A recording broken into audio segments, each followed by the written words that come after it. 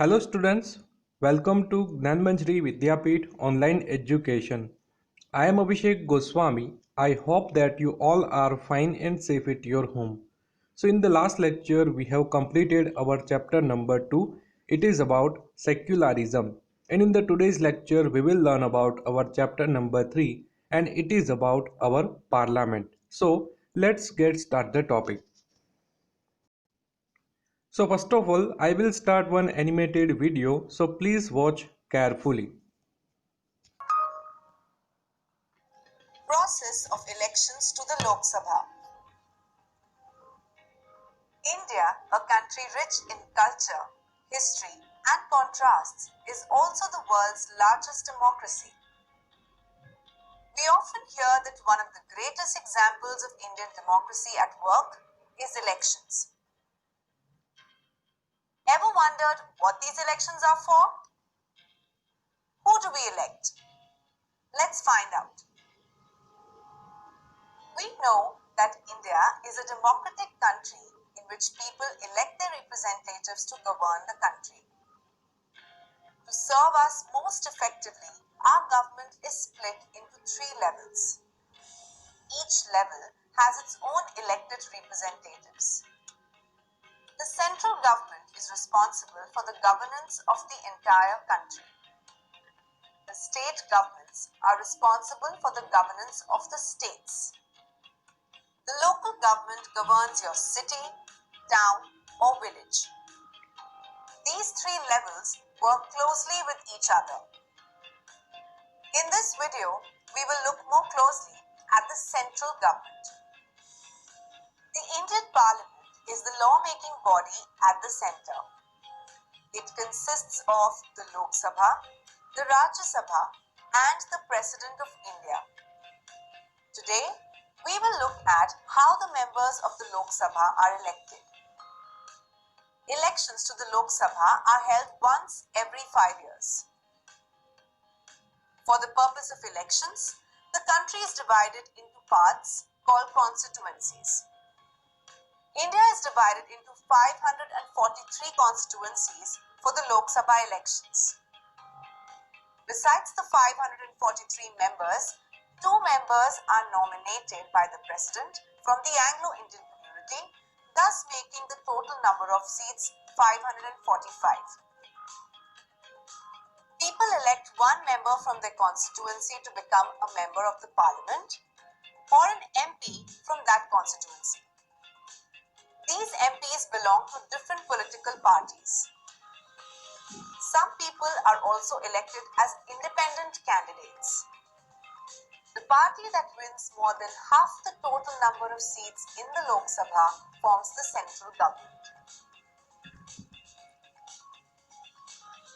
The leader of the party with the majority is chosen as the Prime Minister. The Prime Minister then chooses other MPs from her party to form the Council of Ministers. The Prime Minister and her Council of Ministers are responsible for running the various departments of the government.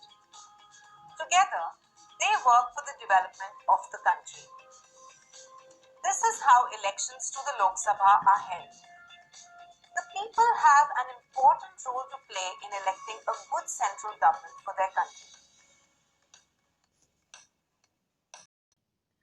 So I hope you understood very well from this animated video. I will revise all the points again from this video. So first of all, we have learnt about levels of the governance. Like there are 3 levels of the government in our India: central government, state governments, and local governments. Central government is responsible for the entire country. State governments are responsible for particular one state, and local governments are responsible for city, town, and villages. Then we have learnt about the Indian Parliament. So Indian Parliament, it is law-making body from the central government, and its 3 features are Lok Sabha, Rajya Sabha, and President. Lok Sabha और राज्यसभा ये कोई भी law के लिए, कोई भी rules के लिए बिल पास करेगी और प्रेसिडेंट इसको साइन करेगी, उसके बाद ही कोई लॉ बनता है. So there are 3 features of the Indian parliament. Lok Sabha, Rajya Sabha and President. Okay, then let's move to practice question 6.1 and it is true false. So identify and write in your notebook whether the statements given below are true or false. Correct the false sentence and rewrite them. So आपको क्या करना है, ये directly अपनी supplementary book में इसको fill up कर देना है. अगर कोई फॉल्स सेंटेंस होगा तो इसको रीराइट करना होगा इन your supplementary book. So first sentence is the Rajya Sabha has more numbers than the Lok Sabha. So it is false sentence. हमने एनिमेटेड वीडियो में भी देखा था कि लोकसभा जिसकी टोटल सीट होती है 545 एंड राज्यसभा के पास मैक्सिमम सीट होती है 250. सो हम देख सकते हैं कि the Lok Sabha has 545 members where are the Rajya Sabha has only 250 members. तो हम देख सकते हैं कि Rajya Sabha is not has not more members than Lok Sabha. So Rajya Sabha is smaller than Lok Sabha. Then let's move to second sentence. The parliament comprises the Lok Sabha, Council of States, and the Rajya Sabha, House of the People and the President. This sentence is false because parliament में लोकसभा होती है, राज्यसभा होती है, president होती है, but यहाँ पर लोकसभा को कहा है council of states, but Lok Sabha is the house of the people, इसीलिए सेंटेंस फॉल्स होगा. अगर ऐसा होगा कि parliament comprises the Lok Sabha, Rajya Sabha and president, तो ये सेंटेंस राइट होगा. बट यहाँ पर लोकसभा के पास में हमें देखने को मिलता है council of states. Lok Sabha is not council of states but Lok Sabha is the house of the people and Rajya Sabha is the council of states. That's why this sentence is false. So correct sentence क्या होगा? The parliament comprises the Lok Sabha, House of the People, and the Rajya Sabha, Council of States, and the President. Then third sentence, the members of the Lok Sabha are elected by the people, whereas the members of the Rajya Sabha are elected by the MLAs of the various states. This sentence is very true because Lok Sabha का election होता है directly through the people. People उसमें voting करेंगे in the Lok Sabha election. But Rajya Sabha election में क्या होगा, जितने भी स्टेट के एमएलए हैं ये सभी राज्यसभा मेंबर को वोट करते हैं. सपोज हम ऐसा देखें कि गुजरात का राज्यसभा का इलेक्शन है, तो गुजरात के एमएलए हो गए, ये राज्यसभा मेंबर्स को इलेक्ट करेंगे इन द राज्यसभा. तो ये सिस्टम होती है लोकसभा और राज्यसभा में. So that's why this sentence is true. Then let's move to our next topic and it is elections to the Lok Sabha and formation of the government. So you have already learned in class 7 how elections to the state assemblies are conducted. The members of the Lok Sabha or the House of the People are also elected in a similar way. The chart below will help us understand this process better. Class 7 में हमने ये सभी देखा है कि state assembly का election कैसे होता है. अब हम लोकसभा का इलेक्शन देखेंगे. Lok Sabha is the house of the people, तो यहाँ पर भी सिमिलर वे से इलेक्शन होगा. So let's learn about them. So first of all the country is divided into 543 parliamentary constituency. The map above shows the number of constituency in each state and UT. Political parties filled candidates from each constituency. तो first of all हमारा पूरा India total 543 parliamentary constituency में divided है. जैसे हम map में देख सकते हैं कि हर स्टेट की पार्लियामेंट्री कॉन्स्टिट्यूएंसी, जैसे कि गुजरात की बात करें तो टोटल 25 सीट हमें देखने को मिलती है हमारी गुजरात में. देन आगे क्या होगा, नेक्स्ट स्टेप होगा people from each constituency vote and the candidate with the highest votes is chosen as the member of parliament from that constituency. Suppose हम भावनगर कॉन्स्टिट्यूएंसी में आते हैं, हमारा वोटिंग हमारा एरिया है भावनगर कॉन्स्टिट्यूएंसी, तो हमें भावनगर के कोई भी रिप्रेजेंटेटिव्स को वोट देना होगा। जिसी को भी हाईएस्ट वोट मिलेंगे ये हमारी कॉन्स्टिट्यूएंसी में से बन जाएंगे मेंबर ऑफ पार्लियामेंट। तो people from each constituency vote and the candidate with the highest votes is chosen as the member of parliament from that constituency. Then the Lok Sabha has 545 seats, 543 elected members and 2 nominated members, and the political party that wins majority of seats, at least 272 seats, becomes the ruling party while others from the opposition. सो अब क्या होगा, कैसे government बनेगी? तो हम बात करें total 545 seats है, इसमें से इलेक्टेड मेंबर्स कितने हैं? 543 और 2 नॉमिनेटेड मेंबर्स होते हैं। तो हमें इलेक्टेड मेंबर्स के बारे में देखना है कि उसका हाफ और उससे एक सीट ज़्यादा होगी, मीन्स मेजोरिटी सीट जिस पॉलिटिकल पार्टी को मिलेगी ये गवर्नमेंट को फॉर्म करेगी, means it becomes the ruling party. And जो बाकी के मेंबर्स बचे हैं ये ऑपोजिशन बनाएंगे। तो आई होप आपको ये क्लियर हो गया होगा कि कैसे गवर्नमेंट फॉर्म होती है। देन लास्ट पॉइंट है कि the MPs of the ruling party from the government by choosing a prime minister and other ministers. अब क्या होगा, जो भी एमपी होगा इसमें से जो कोई लीडर है, कोई पार्टी का लीडर है, ये प्राइम मिनिस्टर बनेगा। एंड प्राइम मिनिस्टर उसके बाद कई सारे मेंबर्स को सिलेक्ट करेंगे फॉर द मिनिस्टर्स, जैसे कि minister of education, minister of health, minister of agriculture and minister of finance. तो ऐसी मिनिस्ट्री होती है, इसके मिनिस्टर भी प्राइम मिनिस्टर सिलेक्ट करेंगे। तो इस तरीके से प्राइम मिनिस्टर और उसकी काउंसिल ऑफ मिनिस्टर होगी और ये मेनली गवर्नमेंट के लिए रिस्पॉन्सिबल होगी। Then let's move to practice question 7.1. So boxes below mention the steps the followed during an election to the state legislative assemblies. Number the steps to show the order in which they take place. तो यहाँ पर total 5 sentence है, हमें उसको arrange करना है कि कौन सा फर्स्ट स्टेप होगा और कौन सा लास्ट स्टेप होगा। सो फर्स्ट ऑफ ऑल जो सी सेंटेंस है, the state is divided into several constituency, ये फर्स्ट सेंटेंस होगा। क्योंकि कोई भी इलेक्शन को हमें समझना है तो हमें फर्स्ट ऑफ ऑल कितनी कॉन्स्टिट्यूएंसी में टोटल स्टेट है, ये डिवाइडेड है, ये समझना होगा। सो फर्स्ट स्टेप क्या होगा, the state is divided into several constituency.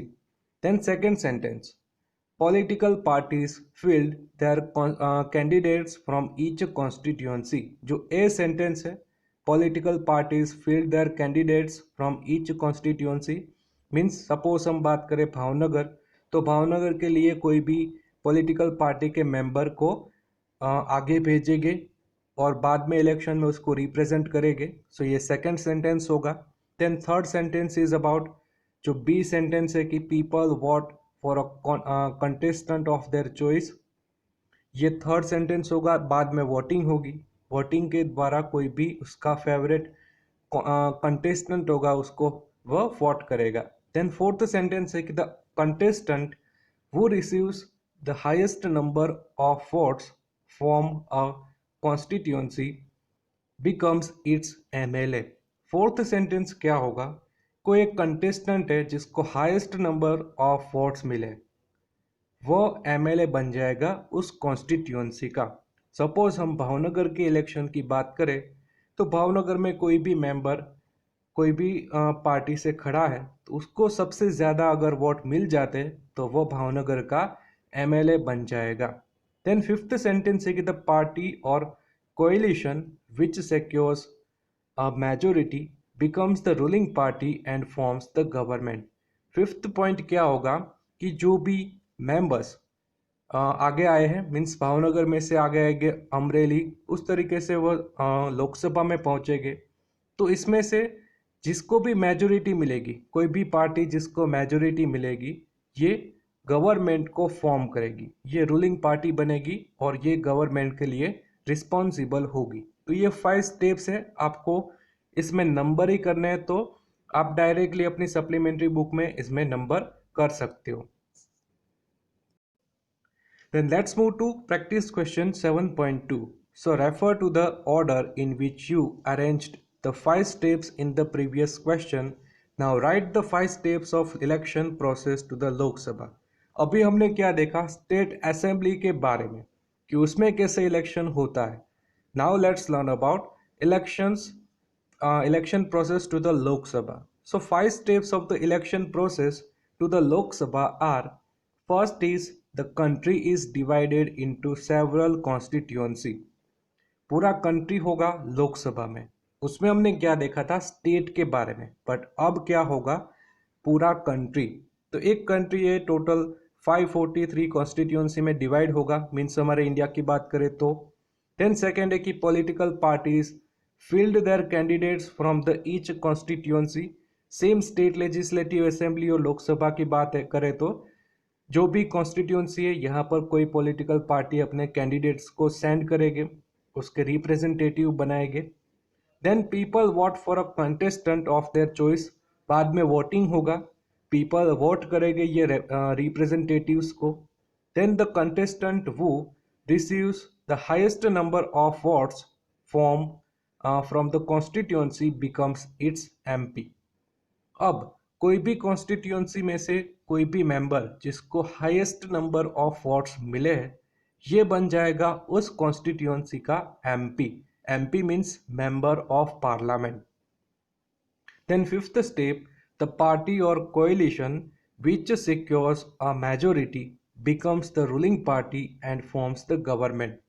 Then क्या होगा कि कोई रूलिंग पार्टी है, कोई एक पार्टी है जिसको सबसे ज़्यादा सीट मिली है, मीन्स जितनी भी कॉन्स्टिट्यूंसी है इससे हाफ से एक सीट ज़्यादा होनी चाहिए, मीन्स जिसको भी मेजोरिटी मिलेगी 50% मेजोरिटी मिलेगी ये रूलिंग पार्टी बन जाएगी और ये गवर्नमेंट को फॉर्म करेगी.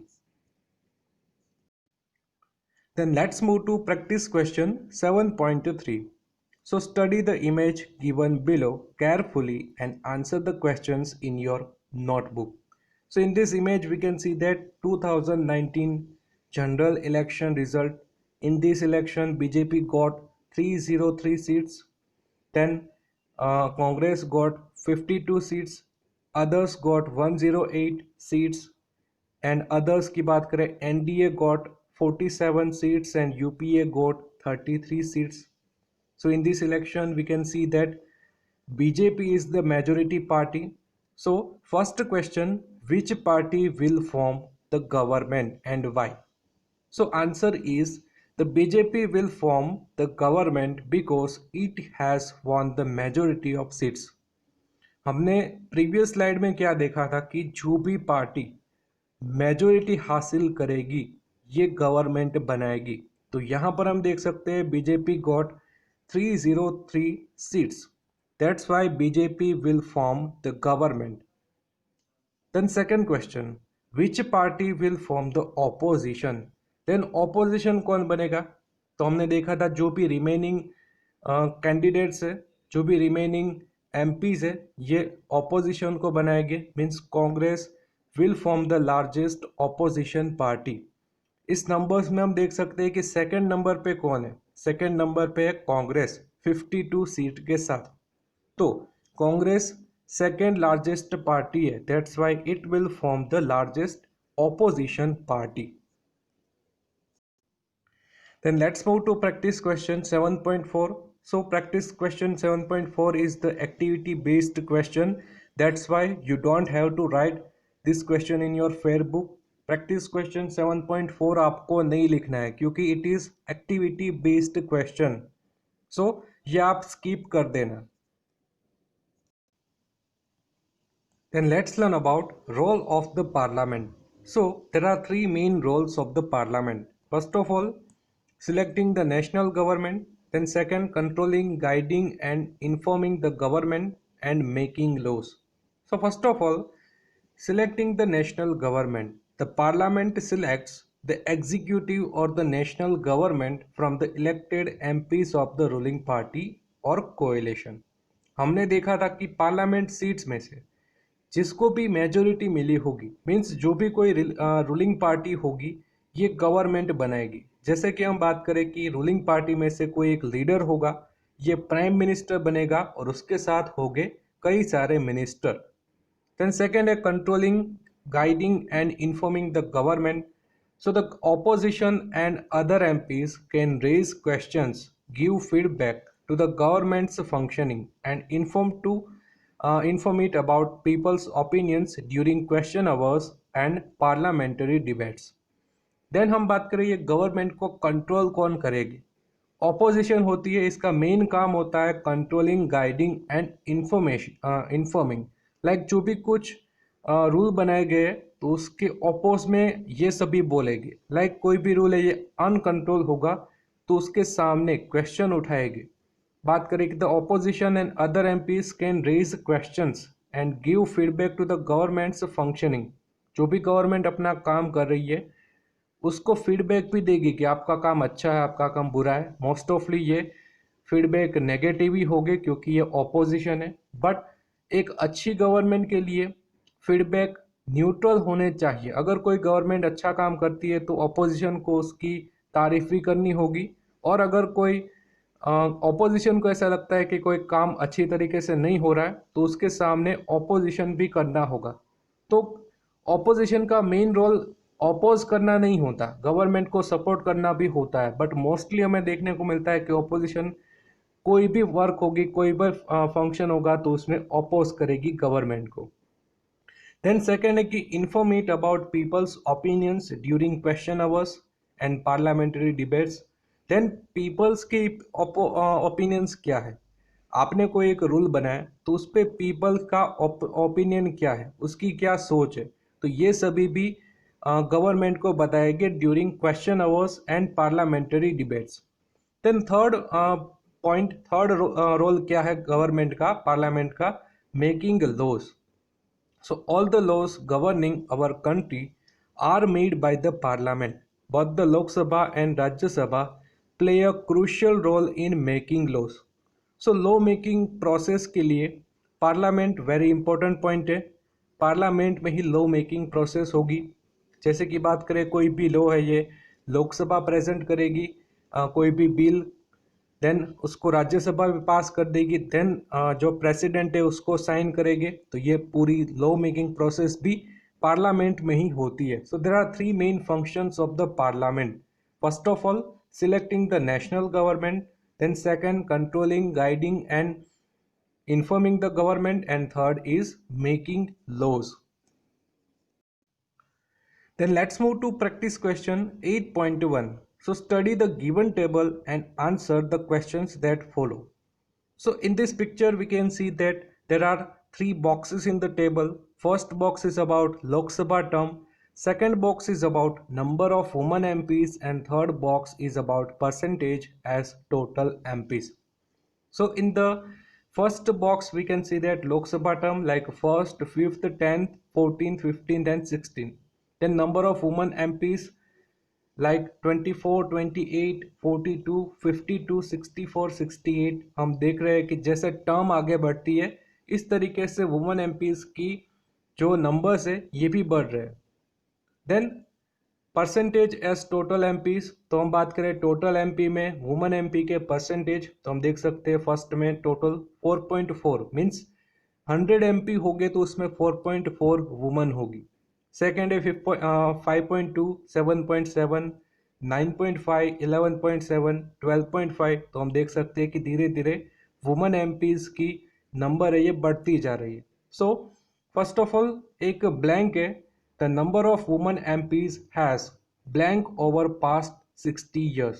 तो यहाँ पर आंसर आएगा इंक्रीज, क्योंकि हमने देखा धीरे धीरे वुमेन एमपीज के जो नंबर है ये बढ़ते जा रहे हैं, लाइक 24, 28, 42, 52, 64 एंड 68।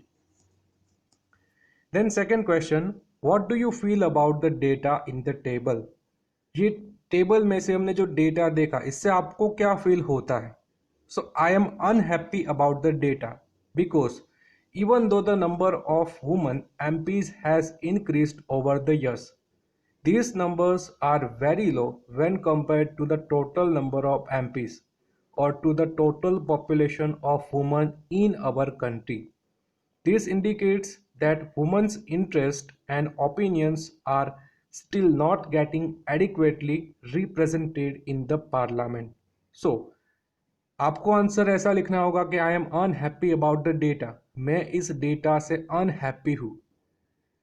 इवन दो भले ही वुमेन एमपीज के नंबर बड़े हैं, बट ये टोटल पॉपुलेशन की बात करें तो इसके कंपेयर में ये काफ़ी लेस है। जैसे कि बात करें टोटल पॉपुलेशन में हम कह सकते हैं कि 50-50 मेल है, 50% फीमेल है।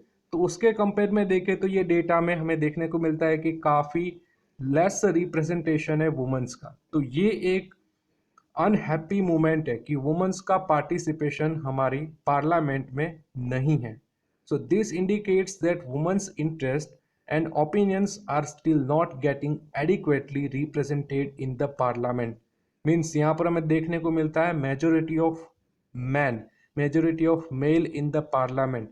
अभी भी वुमेन के इंटरेस्ट, उसके ओपिनियंस को कंसिडर नहीं किया जाता इन द पार्लियामेंट, क्योंकि they are few in the numbers.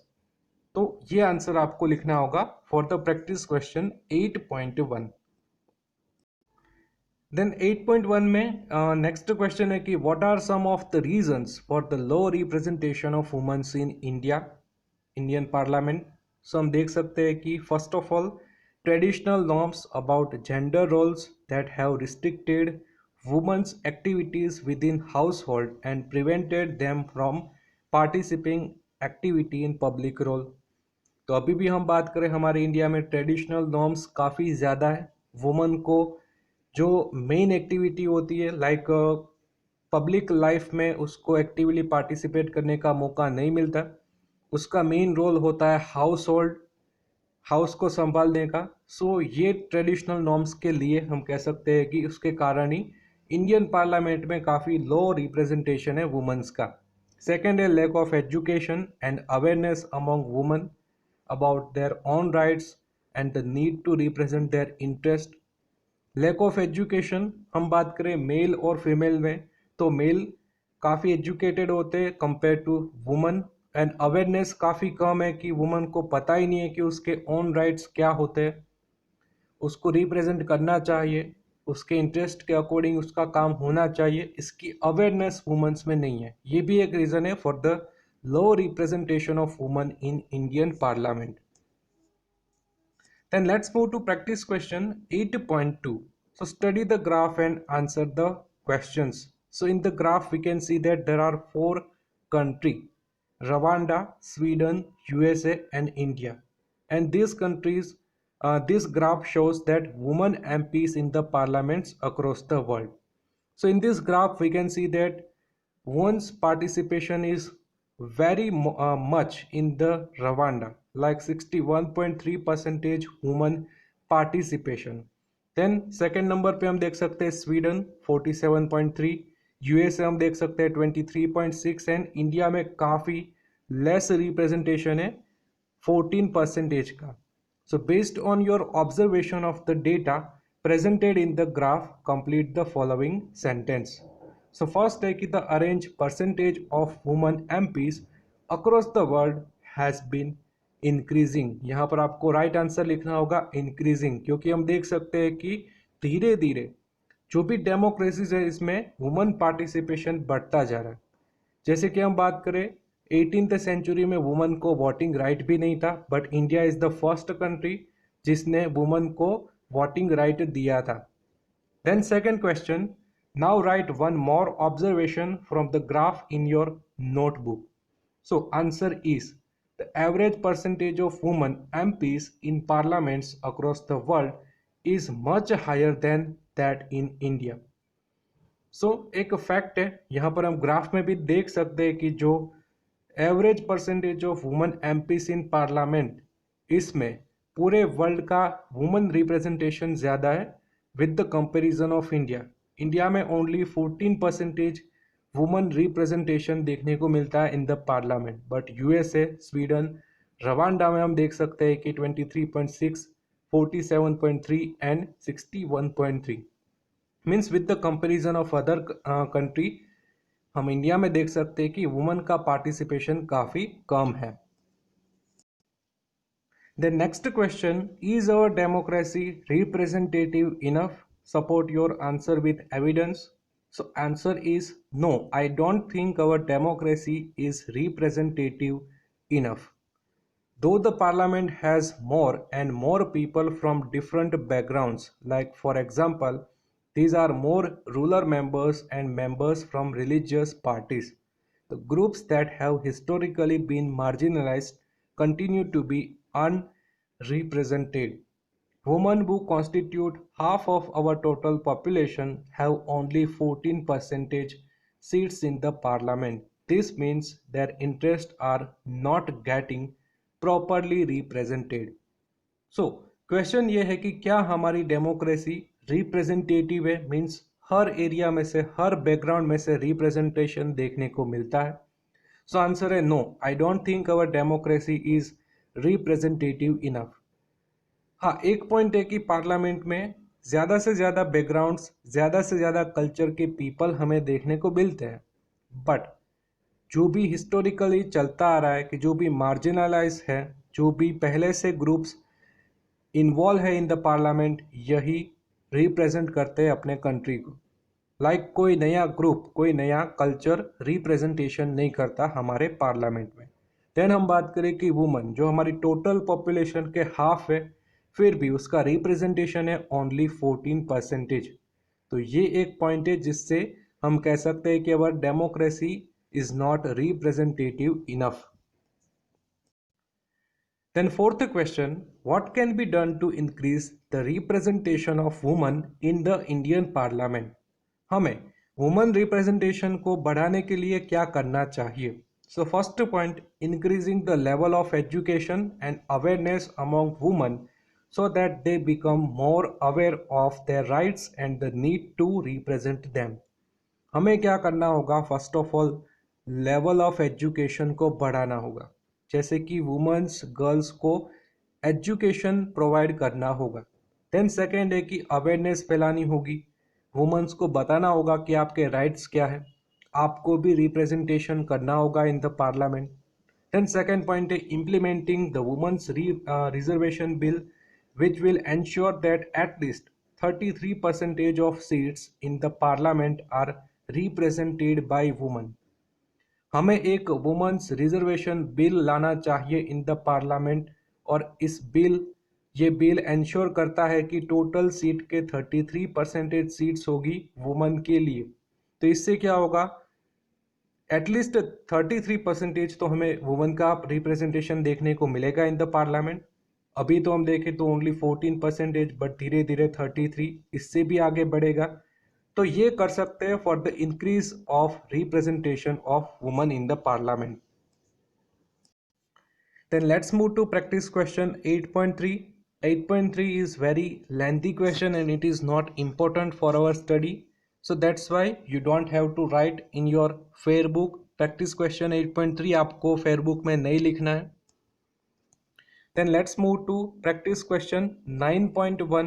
So 9.1 it is also map activity, और map activity भी आप अपनी फेयर बुक में नहीं करोगे. क्वेश्चन क्या है कि draw the outline of your state in your notebook. तो हमारा स्टेट है जो, उसमें कौन कौन सी कॉन्स्टिट्यूंसी, उसके बारे में हमें लिखना है. हमारी पार्लियामेंट्री कॉन्स्टिट्यूंसी, तो मैं आपको बता देता हूँ, Bhavnagar is our parliamentary constituency. आपको ये मैप में नहीं लिखना है, so you don't have to attempt practice question 9.1 in your fair book. Then practice question 9.2, it is also it is one type of letter. So letter आपको exam में कहीं पे भी देखने को नहीं मिलेंगे. That's why 9.2 you don't have to write in your supplementary book और फेयर बुक. एंड हम देख सकते हैं कि काफ़ी लेंथी लेटर है, तो इसमें काफ़ी टाइम कंज्यूम होगा. Then let's move to practice question 10.1. ये आपके लिए काफ़ी इंपॉर्टेंट है, फिल इन द ब्लैंक्स हमें देखने को मिलती है. So practice question 10.1 it is crossword based question. So आपको क्रॉस वर्ड है ये भी फिलअप करना होगा. मैं आपको आंसर दे देता हूँ. अक्रॉस में क्या होगा? सेकेंड है the blank plays a crucial role in informing and controlling the government in the parliament. So यहाँ पर राइट आंसर आएगा ऑपोजिशन। हमने देखा था ऑपोजिशन का काफ़ी क्रूशियल रोल होता है। ये क्या करती है, जो रूलिंग पार्टी है, जो गवर्नमेंट है, इसको इन्फॉर्म करेगी और इसको कंट्रोल करने का भी काम करेगी। देन सेकेंड है कि council of states. So council of states हम जानते हैं कि Rajya Sabha is known as council of states. Then third blank है the state blank in certain religious matters makes Indian secularism unique. So यहाँ पर राइट आंसर आएगा इंटरवेंशन, कि state कभी कभी रिलीजियस मैटर्स में इंटरवेंशन करता है। भले ही हम इंडिया एक सेक्युलर कंट्री है, बट कुछ ऐसे नॉर्म्स है, कुछ ऐसे रूल्स है, कोई रिलीजियस मैटर है तो इसमें हमारा स्टेट, हमारा कंट्री इंटरवेंशन भी कर सकता है। तो यहाँ पर राइट आंसर आएगा इंटरवेंशन। देन फोर्थ है कि the organ of the state that interprets laws. तो यहाँ पर राइट आंसर आएगा जुडिशरी। जुडिशरी का काम क्या होता है, इंटरप्रेटिंग द लॉज, लॉज को डिफाइन करने का काम होता है जुडिशरी का। देन नेक्स्ट है कि MPs can ask questions to the government during the question hour. ये आपको याद रखना है कि क्वेश्चन आवर एक आवर का टाइम होता है, उसमें सभी एमपीज है ये अपने मिनिस्टर को क्वेश्चन कर सकते हैं कि आपने इसके लिए क्या काम किया, आपके मिनिस्ट्री का क्या फंक्शन है, ये हमें बताओ। तो क्वेश्चन आवर में क्या करते हैं, एमपी है ये गवर्नमेंट को क्वेश्चंस करते हैं कि आपकी गवर्नमेंट ने हमारे इंडिया के लिए क्या किया। देन नेक्स्ट है कि separation of state and religion, it is known as secularism. हमने देखा था सेक्युलरिज्म में क्या होता है, स्टेट और रिलीजन में सेपरेशन देखने को मिलता है। देन टेंथ है head of the Indian state, you must remember it is president. President हमारे इंडियन स्टेट का हेड होता है, सबसे अपर लेवल का पोजीशन है हमारे इंडिया में, कि सबसे फर्स्ट कौन होता है, प्रेसिडेंट, उसके बाद सभी पोजीशन देखने को मिलेगी। देन नेक्स्ट है कि basic rights guaranteed by the constitution. तो यहाँ पर राइट आंसर आएगा फंडामेंटल राइट्स। हमारे कॉन्स्टिट्यूशन ने गारंटी दी है कि आपको बेसिक राइट्स मिलेंगे और ये फंडामेंटल राइट्स में इंक्लूडेड है in the constitution. Then third है कि secularism prevents the tyranny of the majority. हमने देखा था सेक्युलरिज्म के पॉइंट में, तो यहाँ पर राइट आंसर आएगा टायरेनी। एंड लास्ट है कि the system of 3 tier governance in India, it is known as federalism. 3 tier governance हमने देखा था, there are 3 types of governments in our India. First of all central government, second state government and third is local government. तो ये जो setup है इसको हम कहेंगे 3 टायर गवर्नेंस, और इसको हम एक सिस्टम कहते हैं, इसका नाम है federalism. So this is about our chapter number 3. I hope you understood very well from chapter number 3, and if you have any doubts regarding chapter number 3, you can ask me anytime. So now this is end of the video. In the next video we will start our chapter number 4. So तब तक के लिए stay home, stay safe. Thank you.